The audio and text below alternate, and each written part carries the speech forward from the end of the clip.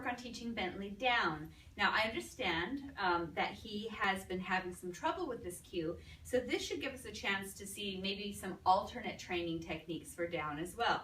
Normally, we'd hover the food over their head. When their back end goes down, we lure them to the ground and then around onto their hip to a relaxed down. Now he's a body type that may have a lot of trouble going into that relaxed position on his hip. I'll show you what that means later once we work with other dogs. No, clearly he can do that. He just almost did. So anyway, here we go. But for him, we may have to break down this this process into smaller bits. So I'm starting him from standing so you can see that. So I'm going to hover above his head until the back end goes down. Now I'm going to come down his front. Seesaw dog. His butt popped up as his front end went down. I call that the seesaw. That's an means you botched it. We're starting over. So I show him the food, hover. So his back end goes down, come down, As soon as his butt pops up, it's take the food away. Hover, swoop ever so slowly. I'm going to try So some dogs work better if you go fast. Some dogs work better if you go slowly. Now, I'm not going to try that method with him again because I've done 3 in a row and I risk losing him. He might say, I don't know what you want, and I give up. I don't want to play your stupid game anymore. I don't want to lose him. So we're going to do shaping by successive approximations while also luring, which means if you think about breaking it down into like a film strip, tiny little frame by frame by frame of what would it look like if his butt went down and then his front went down and then he rolled over onto his hip, we're going to, each time he progresses to a new level, click him and feed him. So each time, if you'll notice, it's the point where the food starts to get lower than his nose is where his butt pops up. So we're not going to go that far. We're going to, so I'm getting him standing so you can see him. Hover is easy. Back end goes down. There. Just before his butt starts to come up. Okay, so, and I was dangerously close to the point where he was already up anyway. So I'm just going to do that. See? So see how as soon as his head tips down, he's tempted to stand up. So if I didn't catch him before his butt came up, then I start again. Okay, we'll see that. Hover. Okay. So we gave him 3 treats in a row. There are 2 in a row. There. I'm going to pay him for that. Did you see how his front paw was up in the air? That makes his body unstable. And that makes it, as I bring him down, I may be able to tip him into position without actually touching him. Get him with his own momentum to fall there. Okay, so here we go. Any instability in the front end, is reward worthy. That was a little bit better. Did you see how his butt stayed down a little bit longer? There. Oh, darn. I might have to give him that one because I accidentally clicked as his bum was coming up. That was an anticipatory click. Oh, that is a rock. I don't know where that came from. You can eat it. Okay, so here we go. And clearly, you know, if there's something that's dangerous in the moment, I'm going to find it to get him over here so that you can see him sideways again. If there's something dangerous in the moment, that takes precedence over everything else. So I saw a little pebble. I didn't really want him to eat it. I picked that up and then go back to my training. Okay, so safety is first, of course. So hover. There we go. That's better. His little front paw came up. That's going to make him a little bit more,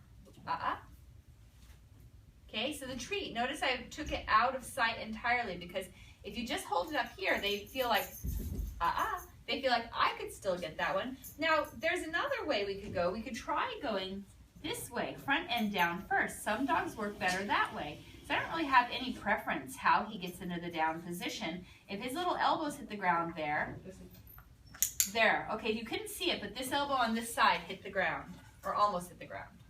It dipped. There we go, look at that. After doing a front end down to give him the idea that the front end down. Now he's just got to combine the front and the back.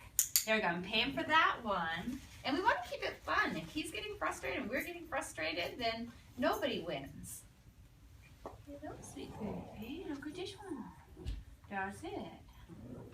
I know you can do this. And there's no reason you can't talk to them while you're doing this. You know? That's it.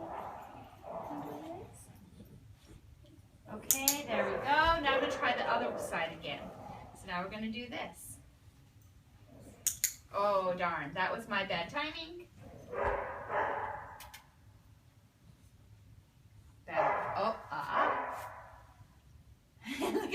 ground. He's like, where's that cookie? I know there was one there just a minute ago.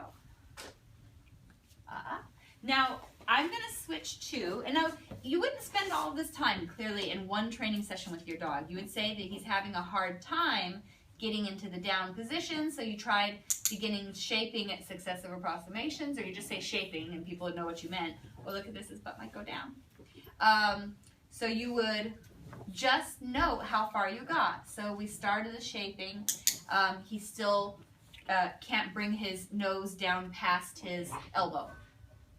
Or so. There you go. Find that. So this is a different way of teaching your down. Clearly he's not exactly where I want him because he's still on his haunches. He's not in any kind of relaxed down whatsoever. But this can be something that we play this game and then we go back to the luring. We play this game, we go back to the luring, and this can give him the idea that putting his belly on the ground is reward worthy. So see how there's a little Hansel and Gretel trail of treats here to get him interested in just reaching the next one. And the goal is to get it so that he's like, oh, I could just reach the next one. Oh, I could, oh, look, he's on his hip. Giant jackpot of many, many treats because you're a fabulous baby. That was it. So when I say on the hip, I mean not in the Sphinx position, but kind of rolled over like that. That position is going to make it easier for dogs to stay put when we ask them to be on hold. In our cue, it would be a down and a wait. Later in their group classes, they learn freeze as well. So the on the hip position for down is what I prefer. It's not that kind of Sphinx position. That's what we're labeling as our down. Now notice I haven't said to him the word down at all because he is nowhere near ready for that word. So let's lure him around again. Okay, I've got several pieces. I've got 4 pieces in my hand this time because if you have more treats, sometimes it makes them more interested in working. So we tried that one. That didn't work. We'll try this one, the front end down first. Good. He's going into the bow a little bit better. And I'm just going to try holding those there until, oh, look at that. Accidental down. Accidental down counts. Now, if I had a dog like him who was having so much trouble learning the down, I would just do all of these techniques. I'd rotate back and forth through them so that he has fun. We're not doing the same thing over and over. He gets frustrated. You get frustrated. And then I would additionally, in his homework notes, say to his parents, please do catching. So clearly he's going to get tired at some point. He's not going to stand his whole life or sit his whole life. Sometimes he's going to lie down. So if they carry their treats around with him, in this case his food, and they happen to see him go from standing or sitting into the lying down position, you're going to pay for that. So just tell parents that's the catching. So just every time you catch him, go from sitting or standing to lying down, pay him a goodie. Because what that does is it's going to help him as we try to show him, guide his body into that position. It's going to make it easier for him to guess what might work. It's like, well, sometimes people pay me when I do this, so why don't I try that behavior? So again, I've got 3 pieces, I think, in my hand. I could also go to a higher value treat if his tummy can handle a higher value treat. Sometimes puppies will need to have only their own food, and sometimes you'll be able to upgrade to one of their higher value treats their parents sent with them or something off our cart. We try not to use our own treats all the time because they get very, very pricey, as you can imagine. So if we did have to resort to one of our own high value treats to get him to do something, we're going to tell parents what brand it was, what kind it was, just in case it affects their tummy. But we're also going to encourage that they might send something higher value like that. Now, so there we go, a couple of those in a row. If I hadn't been talking to you, I would have said as he guessed wrong. So I'm going to go back to the front down. Okay, so again, I don't care how he gets his body there, as long as he gets his body there. Okay, so I'm going to hold that. See those little legs will slide out from under him? Yeah, I know I want them cookies. You're so hungry. See that one, some foodies? Oh, almost. Look at that one. I know you want a cookie. I know you do, tiny man. Yeah. There we go. Yeah, so you don't have to say the ridiculous things that I say, but you're certainly welcome to.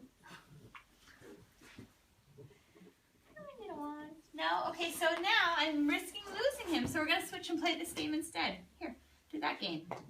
Under the knee.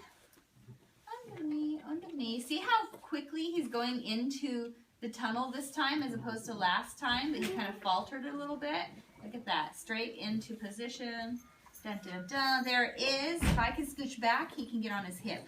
There it is. He's on his hip. Can you come in closer, Joy, and show what I mean here? But even with his little bulldog body on the hip down as opposed to Sphinx. Ta-da! So there we go. So that's enough with him. We'll show you down with some dogs who already know it a little bit better, so they can see how typically it goes with a dog who's easier to train. These dogs with their stocky bodies, any kind of breed with a stocky body, and sometimes the ones that are low to the ground already, some of the small dogs, they have a lot more time learning the down position than other dogs. Also, an anxious dog is going to have a lot of trouble learning down. So, on that note, if you have an anxious dog that you're working with, to me, socialization takes precedence over all other things. So if your dog is anxious, the first thing we want to do is foster a good attitude towards learning and making it fun and doing things that are easy and not asking things that are too much. So if you have to say we couldn't do down today because it was just too stressful, we only worked on the other confidence building cues for today, that's also fair to say. So there's nothing that says that you absolutely have to do every cue for every single puppy, because it might not be appropriate. But if you run into a situation like that, I would like you to please let a senior trainer, preferably Joy, Puppy Day School Coordinator if she's on, but if it's her day off, you could talk to Karen, for example. Let somebody know what trouble your dog is having, what you think is going on with them, so that we can make a note to work on that specifically. Let's switch dogs.